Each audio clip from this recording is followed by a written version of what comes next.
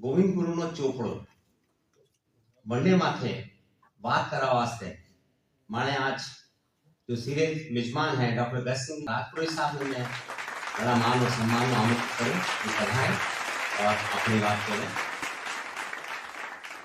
आदरणीय समारोह इन सत्र अध्यक्ष आदर जो माधव जी नागदा साहब, डॉक्टर कुंदन जी माली, दिनेश जी पांचाल, सत्र संचालक के रूप में अशोक जी मंथन साहब, स्वामी विराजिया पिता तुल्य बुजुर्ग, युवा साथी और मात्र शक्ति, ज्योति पुंजी शू मारो मिलनो बहुत बाद में भी हो उन सु पहली मेहमाने जानतो और आज जान पहचान जकी है एक लेखक और एक पाठक के रूप में मारी। आज सु 8 साल पहले माध्यमिक शिक्षा बोर्ड में एक 10वीं की पाठ्य पुस्तक रो मैंने संपादन का अवसर मिलियो और भी मैं राजस्थान के तमाम क्षेत्र वाइज रचनाकार ने मैंने जोड़ता है तो आपरी रचना ही बोल डूंगरी डक डबुक में भड़लो ना भी वह भी मैं संकलित कर उन समय लागो कि बागड़ क्षेत्र की रचना ने अगर इन माध्यमिक शिक्षा बोर्ड में आप भेड़ी नहीं करी तो वो पाठ्यक्रम अपना आप में अधूरो रहे और उन दृष्टि के साथ ही मैं भी ने ऐड करी समय के साथ साथ मैंने इन रचनाकारी रचनाओं ने पढ़ने लागो और जब रचनाकारी की रचना ने आप पूरी तरह पढ़ो और उन्हें समझो और आप ही दृष्टि से समझो। मैं बात कर रही हूं आज सिर्फ वाणी एक रचना गोविंद गुरु नो चोपड़ो, लेकिन तकलीफ उन समय वे कि जब एक रचनाकार दूसरा रचनाकार बाद बात करे बाद में एक सवाल खड़ो करे कि आपने मानते हैं कि आप इन्हें रचनाकार मानो या नहीं मानो।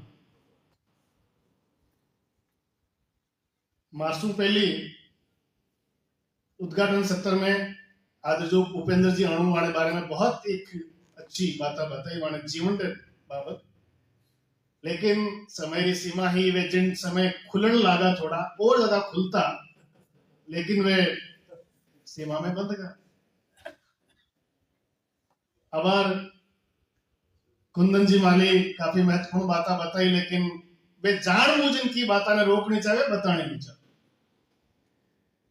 लेकिन दिनेश जी पांचाल जी की बात करी वे बहुत महत्वपूर्ण बातें ही और वे वटवृक्ष के रूप में जिन रचनाकार ने माने और ईमानदारी उन समय और ज्यादा मजबूत हो जाए लेकिन मारे जड़ा रचनाकार बागड़ में अगर पनपिया है पूर्ण से ज्योति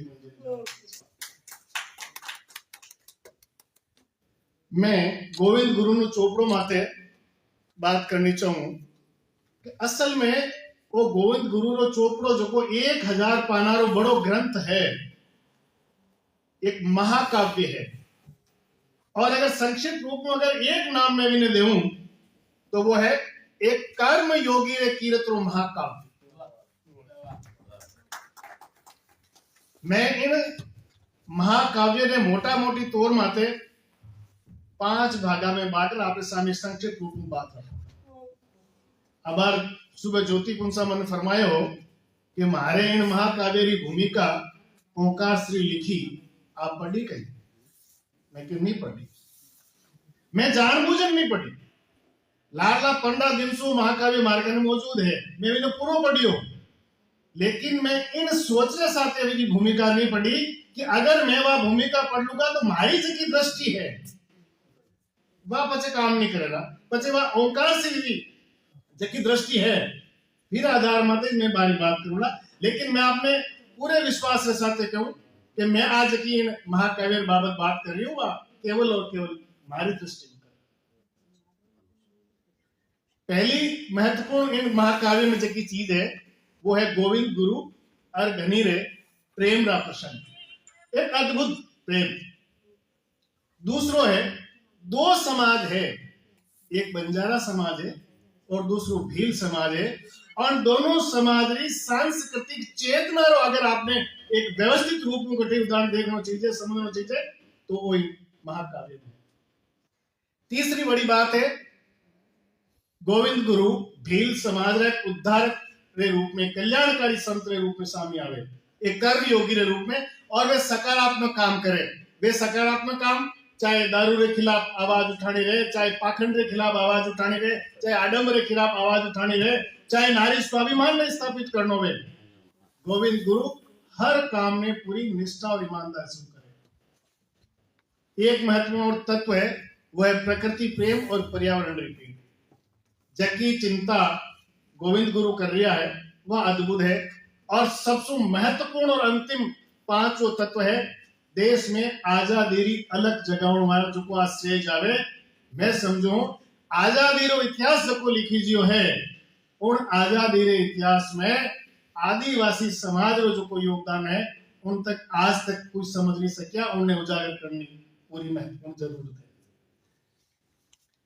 गोविंद गुरु चोपड़ों में इनकी शुरुआती भूमिका में 2.5 पेज आपकी बात में ज्योति पूंजी लिखे कि इनमें वागड़ क्षेत्र रो सामाजिक स्थिति है, राजनीतिक स्थिति है, धार्मिक स्थिति है, और बहुत सारी चीजें है कि इनमें है।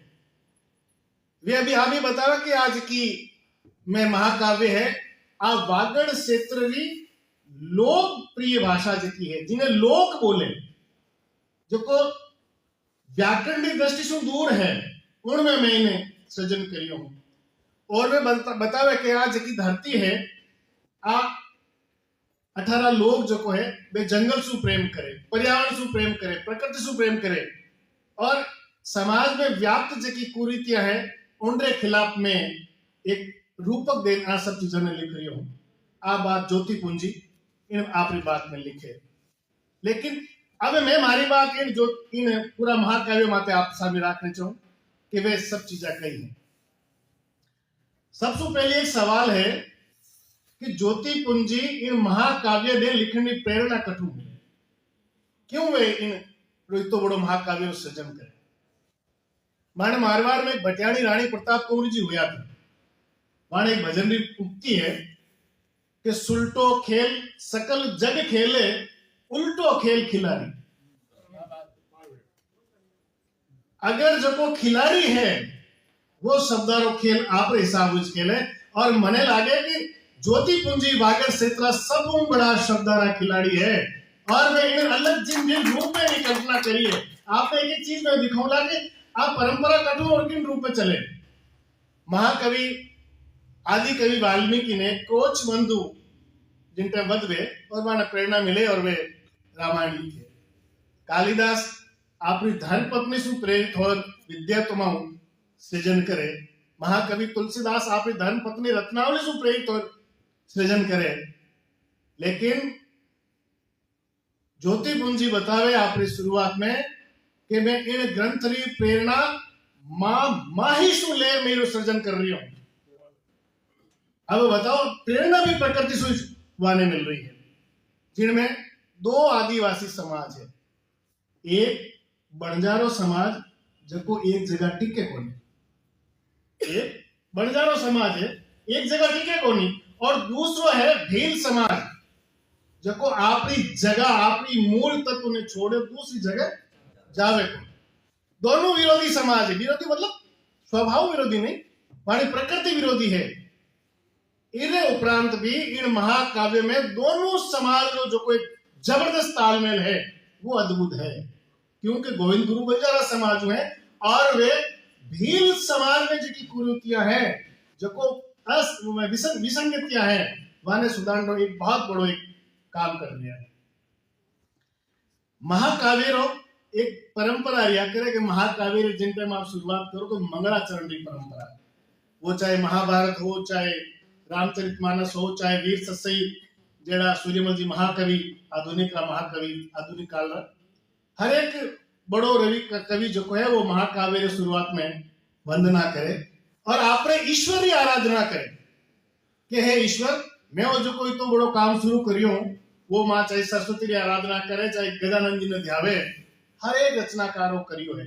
विष्णु देवरास हो, कृष्ण वेली रुक्मणी जी में महाकवि पृथ्वीराज जी राठौड़ है, सगळा लोग इन परंपराનું પાલન કરે.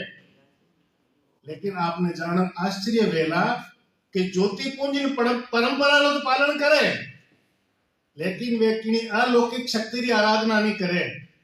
वे फगत आपरे मंगलाचरण में प्रेम रो महात्म्य उजागर करे कि इन संसार में प्रेम जीवित रहना चाहिए. वे कोई ईश्वर से अरदास नहीं करे कि मारो ग्रंथ पूरो कर.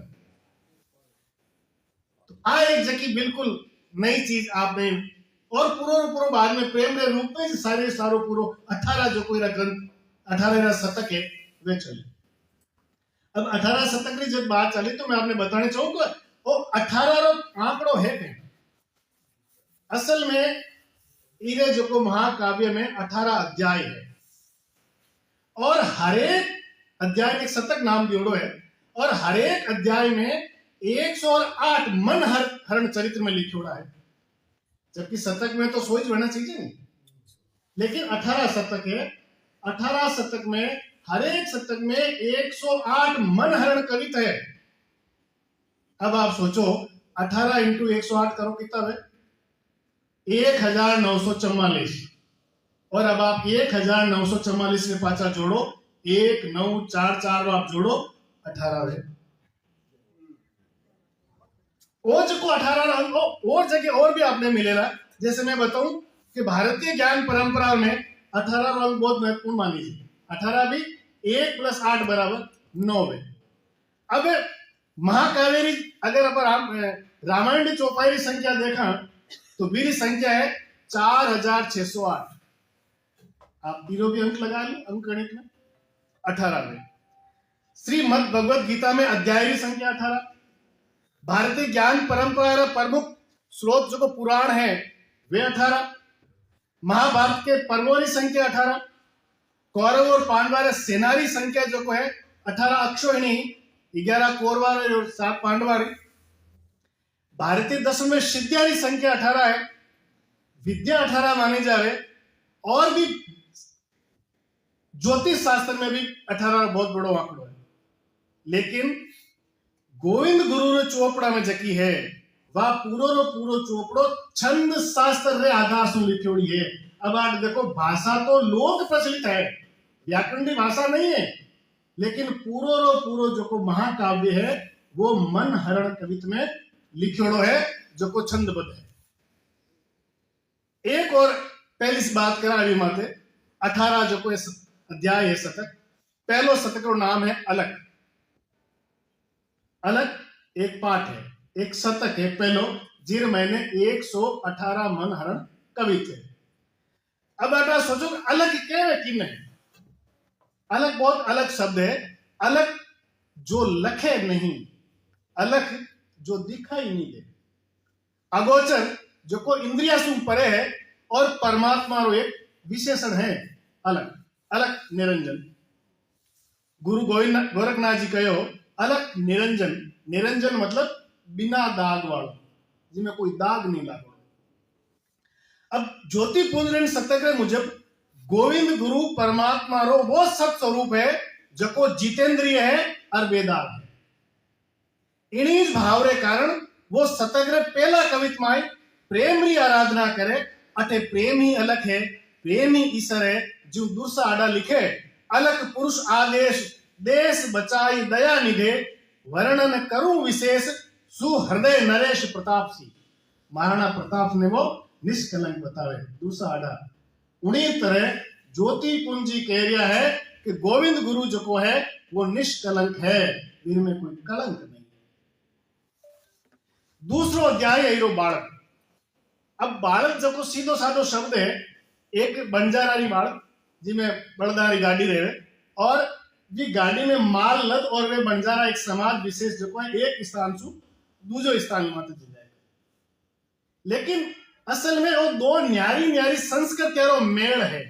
एक बंजारा जो को मैं आपने बताया एक ठो टिके नहीं और दूसरो भील समाज जो को आप उठायो छोड़े नहीं.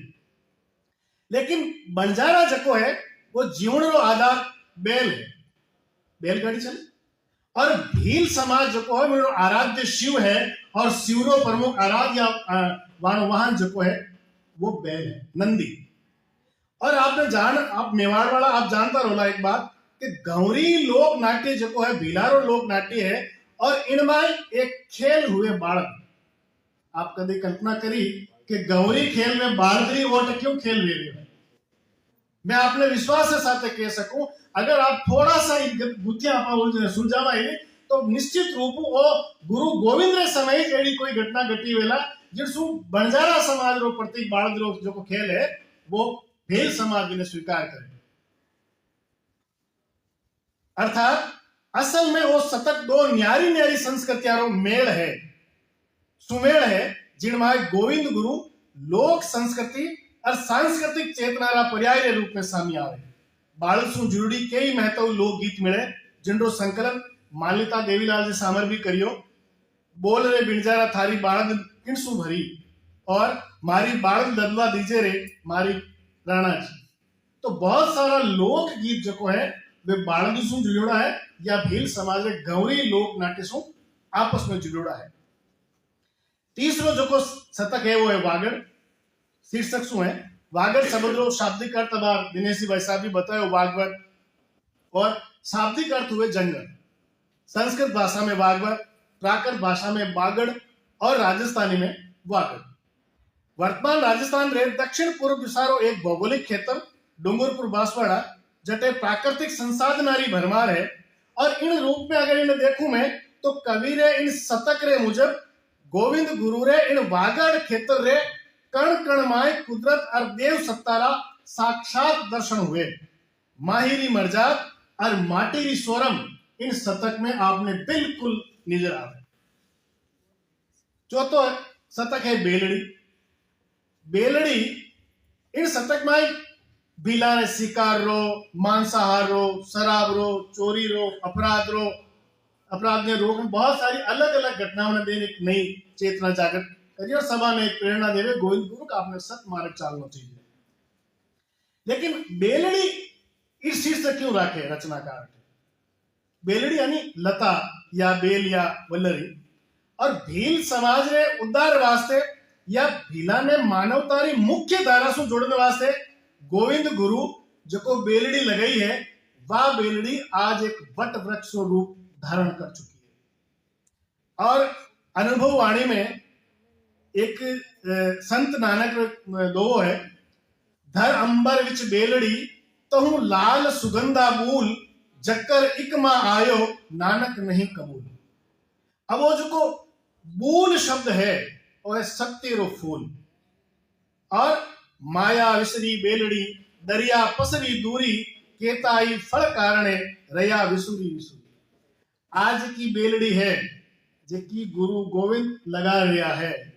इरे बारे में अगर आप कल्पना करा कि वो बेलड़ी क्यों है तो गोविंद गुरु इन धरती जनरी कृपा सु मान को आप जीवन हेली दुनियादारी ओगणगारी भूल मत जाई। और असल में एक शब्द है दोस्त। आप दोस्त किन्ने मानो? मारो पति, मारो सायब या मारो ईश्वर आराध्य इस प्रकार से सूरवीर है, धैर्यवान है और समर्थ है जैसे भगवान विष्णु के वामन अवतार के हाथ में दंड की शक्ति है। अब इन आप तो जोड़ो आप इन्हें हेली शतक सु गुरु गोविंद सु जिन बात युद्ध भूमि में वामन अवतार विष्णु रे दंड री शक्ति बढ़ती रहे उन्नीज भाग गोविंद गुरु रो आत्मविश्वास इतो प्रबल है कि जीवन में कोई भी मानस हार नहीं मान सके। सदैव नव जीवन री होश जगावे। लागणी अबार सुबह बहुत बार इस शब्द उच्चारण हुई हटे। लागणी लागणी अर्थात लगाव और मानसिक रूप से किणी व्यक्ति विशेष के प्रति आप आकर्षण या खिंचाव जिनसु हो जावे। शक्तिदान जी रे दो है कि परंपरा अर रीत सु अगे हुए जीव आज जोगा जिनसु खुश हुए ना जोगा नाराज। जोगो आदमी जोगा आदमी ने देखे राजी वे और बदमाश बदमाश ने देखे राजी वे। लेकिन अटे जो ज्योति पुंज रो कथन आए गुरु गोविंद है वो गनीरे बिचारे ब्याह सु पहला एक दूसरे के प्रति जो लगाव है वाणा मिलना जो सजीव चित्राम है वे किन तरह एक दूसरे को मिले, किन तरह आश्रम में मिले, किन तरह समाज में मिले, उनरा बिल्कुल ही आपने सजीव चित्र में लागे आप लागे वो जिन टाइम आप लाग नहीं सकते पढ़ो आपने लागे कोई पिक्चर चल रही है और आप पिक्चर देख रहे हो। एक लागने नो अर्थ दूसरो भी निकले कर या टैक्स जिन समय और सबो बड़ी बात है कि भील समाज में तो दो स्तर माते संघर्ष करना पड़ियो। एक स्थानीय जो को सामंत था वाणु संघर्ष करना पड़ियो और दूसरो अंग्रेजी सत्ता से। लेकिन अगर अटे इन बात में भी आप जोड़ो तो इन स्वरूप में जोड़ सको कि ज्योतिपुंज अटे नवी दृष्टि प्रदान आ करे कि जमीन रे एक टुकड़े ने बौण के अपनावन रे वास्ते किसान ने टैक्स देवनो पड़े पण गोविंद गुरु ने आपरे जीवन या अंतस माय अपनाया पछे जीवन माय किणी भात रे टैक्स री या करनी जरूरत नहीं पड़े। आगलो शतक है मार्ग। हर एक आदमी ने तय करना पड़े कि आपरो मार्ग कहीं है।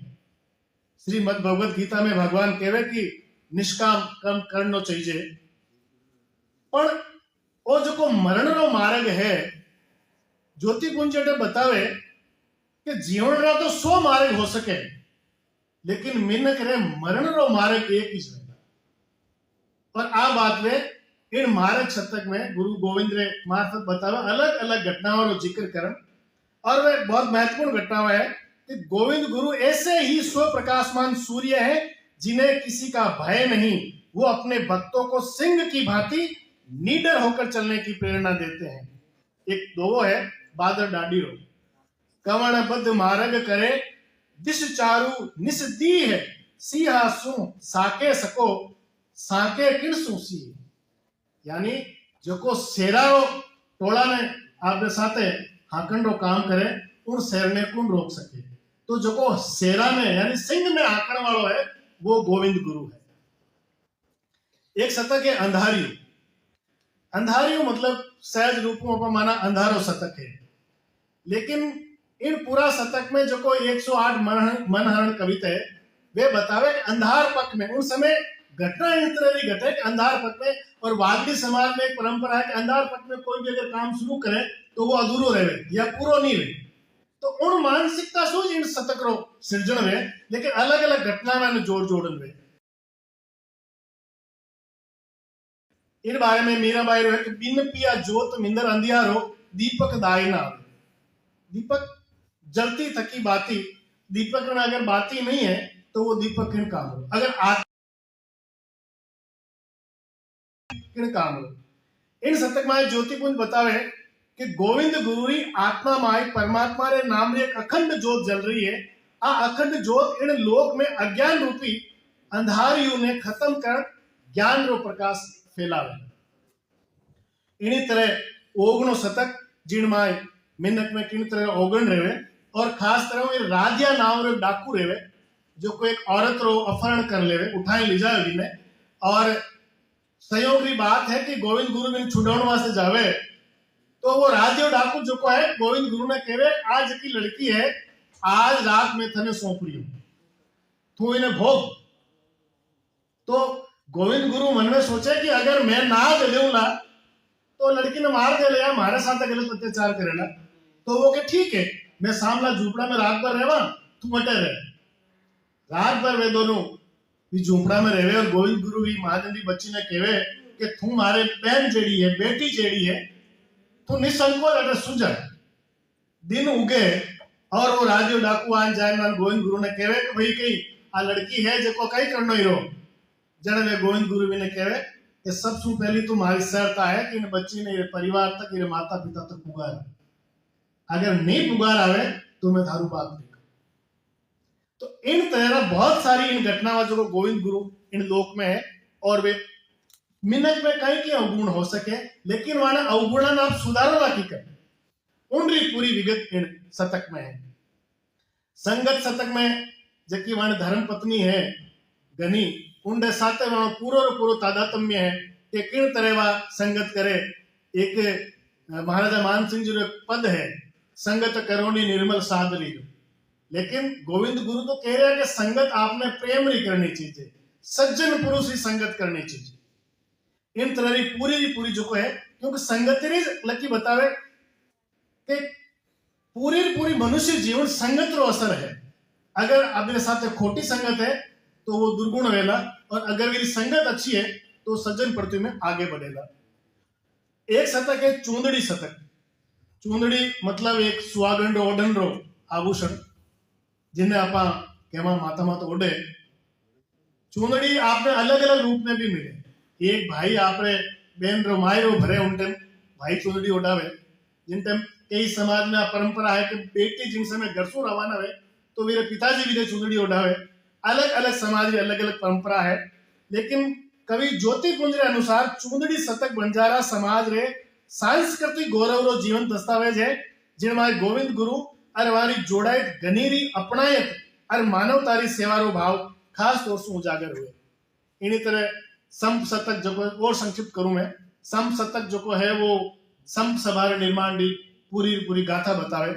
जीवड़ो शतक में एक जीव किने कहे, काया और जीव अलग अलग है, आत्मा और शरीर।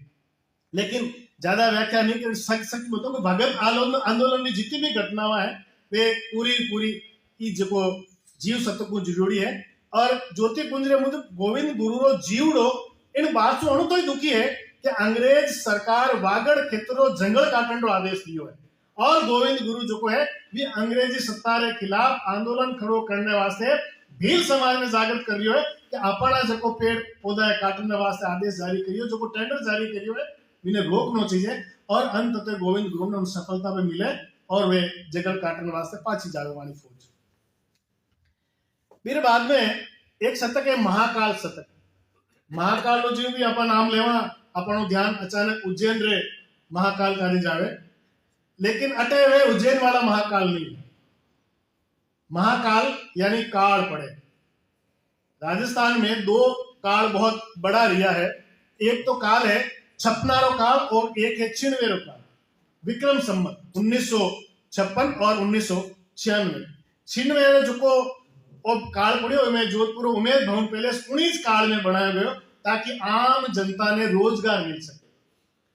और वो जो को छपनारो महाकाल है, इन महाकाल रे महीने गोविंद गुरु आम लोगा ने किन तरह वाने भोजन देवे, वाने अंडरी व्यवस्था करे, वाने शाकाहारी व्यवस्था करे, उनकी पूरी जो को इनमें घोर संकट में मिनक पनेरा प्राण बचावे उनको पूरो जिक्र है। बहुत बड़ा स्तर माथे रो जिक्र करेड़ो है।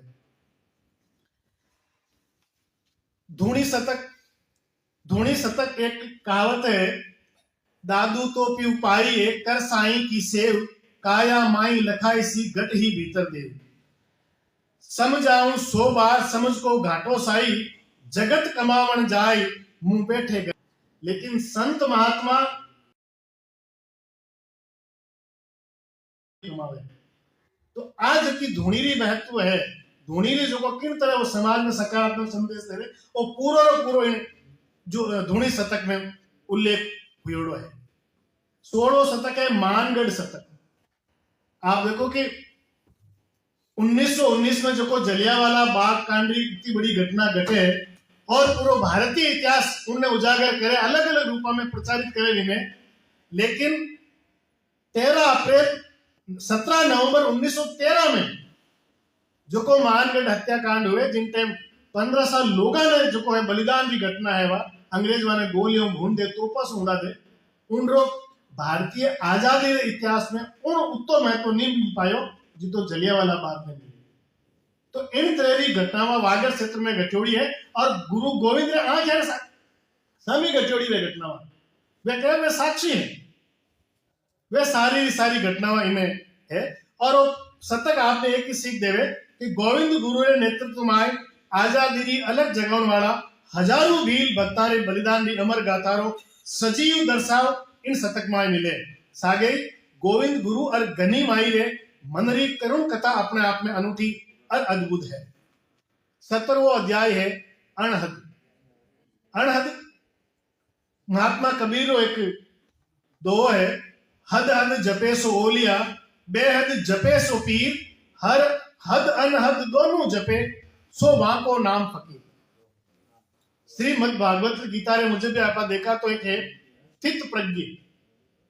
कवि कन्हैयालाल जी सेठ एक छोटी सी रचना है जो को पूरा महाभारत श्रीमद् भगवत गीता रो सार है। सेठिया जी की रचना है, दर्पण कोनी रड़ावे मन, आप दीठ रे सागर एक कांच है दर्पण ये कांच रे महीने एक बड़ो सामी अगर वीर योद्धा खड़ो रह जावे जिसमें हाथ में तलवार रहे बड़ो भालो रहे वगैरह वगैरह सारा अस्त्र सज्जों सुसज्जित रही, लेकिन वो दर्पण कदई मन में इच्छा नहीं करे कि मैं इन जड़ो भेजो। अगर वीर साहब एक संत खड़ो है तो वो दर्पण कदई इच्छा नहीं करे कि मैं इन संत जड़ो भेजाऊं।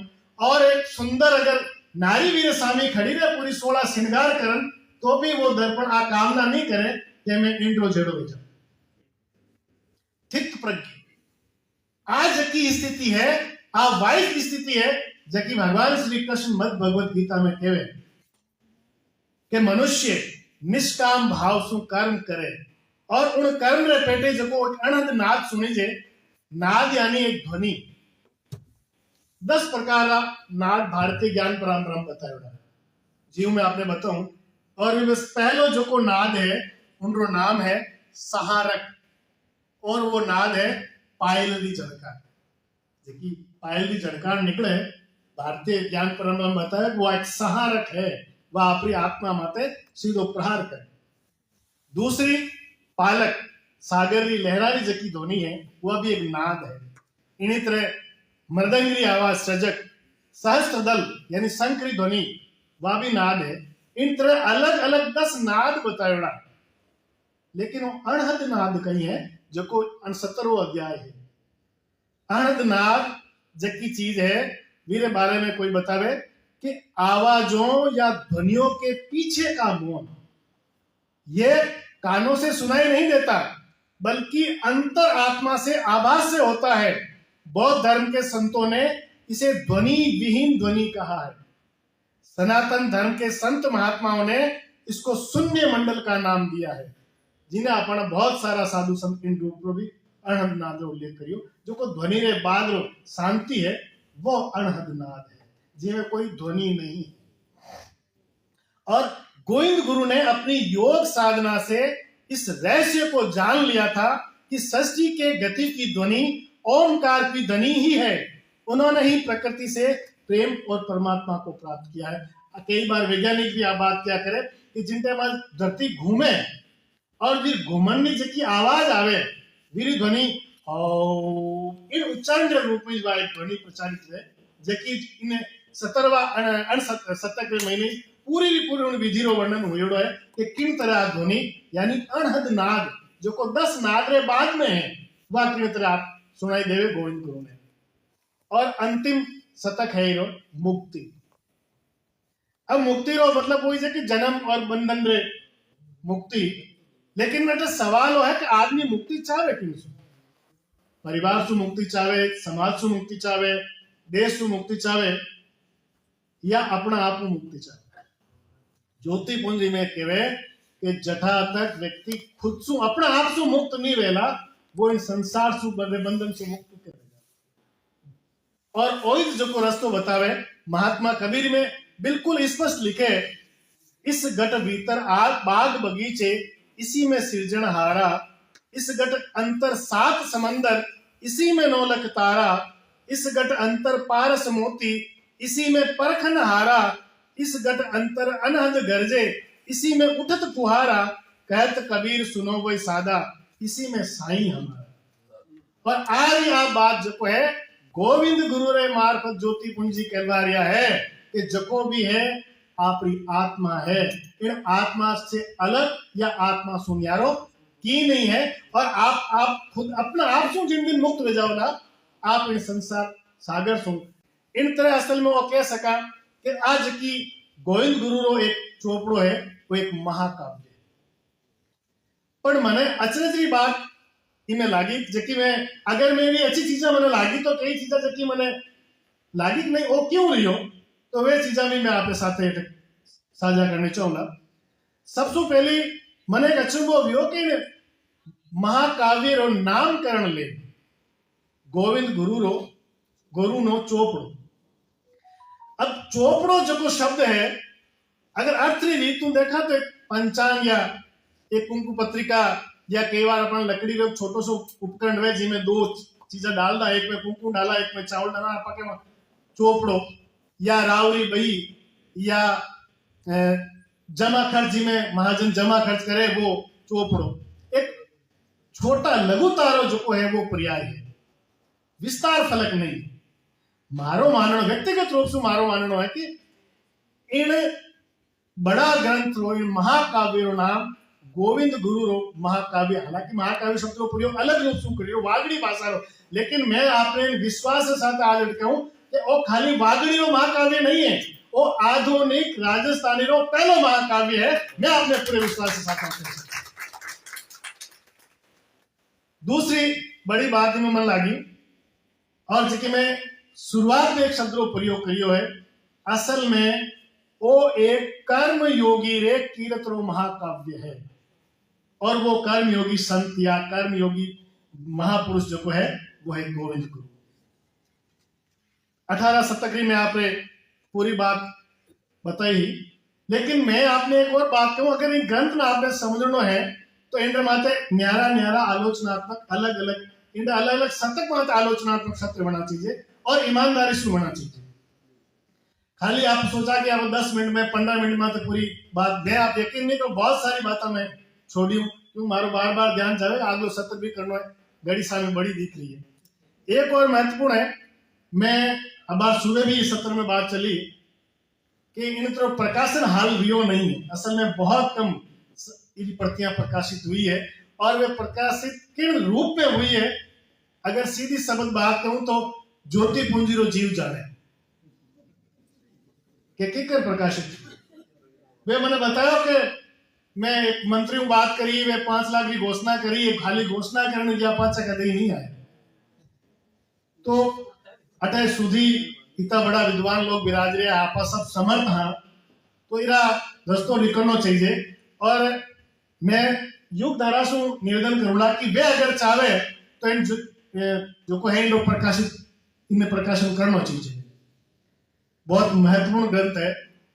और अगर अबार ज्योति पुंजी ने जीवता थका मैं मानो को वाण साथ अबार एक बात बताई ना कि मारे सामने भगवती लाल जी आपने उदाहरण दियो कि भगवती लाल जी सुरक्षित जा रहे, लेकिन माने सामने इन तरह कोई आयोजन नहीं दियो, तो एक लागना चाहिए कि इन पुनर्प्रकाशन में। और मैं आज मान भी रही हूं कि इन लोक रे महीने भी इन इतना बड़ा महाकाव्य की चर्चा नहीं हुई, वहां लोग तक वो पूग ही नहीं पायो जिन माते वे इन पढ़ सकता या चर्चा कर सकता, बहुत कम जगह में सिमटन हो रही हो। तो विस्तार फलक पूर्व इन्हें चर्चा करनी चाहिए और इन्हें आगे बढ़ानी चाहिए। अंतिम बात कहना सु पहले बस 2 मिनट आप और लेऊंगा।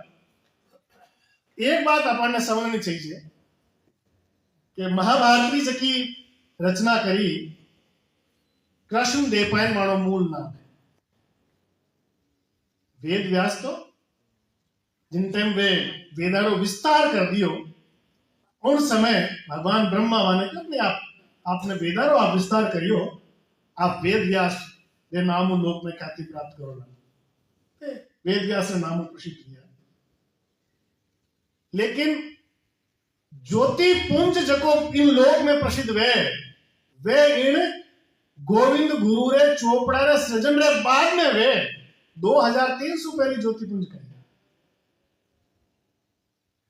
तो मैं मानूं कि अगर वो महाकाव्य आपने मूल स्वरूप में वेद व्यास ने इतना बड़ो आकार दे सके, तो ज्योति पुंजी भी इन्हीं जो प्रताप है, इन्हीं जो आशीर्वाद है कि वागड़ी साहित्य ही नहीं बल्कि पूरा राजस्थान का साहित्य में साहित्य रहा। आप एक जबकि के दिनेश जी भाई साहब कही कि आप एक ज्योति पुंज हो पूरा राजस्थान का, वह बिल्कुल सही है कि आप निश्चित रूप में राजस्थान का ज्योति पुंज हो। और अंतिम बात से इतना कहूं कि अपन कने अक्सर आप दूसरे माते ज्यादा अपन का पराई थाली में घी बतो दी, लेकिन जीरा आदमी रे कने खुदरे कने अगर अमृत रो कुओ वे तो इन्हें खारा समंदर में पड़नी जरूरत नहीं है। अपन कने खुद कने तो बड़ो राजस्थानी रो आधुनिक राजस्थानी रो महाकाव्य मौजूद है, तो इन्हें पढ़ना चाहिए। और ईमानदारी बात कहवा, मैं लाला 10-15 दिन में पढ़ियो पूरो, पढ़ना रे बाद में मैंने लागी नहीं मैंने पूरी बात करनी चाहिए, मैंने हमारी दृष्टि में बात रखनी चाहिए। आप लोग मैंने सुनियो, इन सारू आप में धन्यवाद आभार मानो।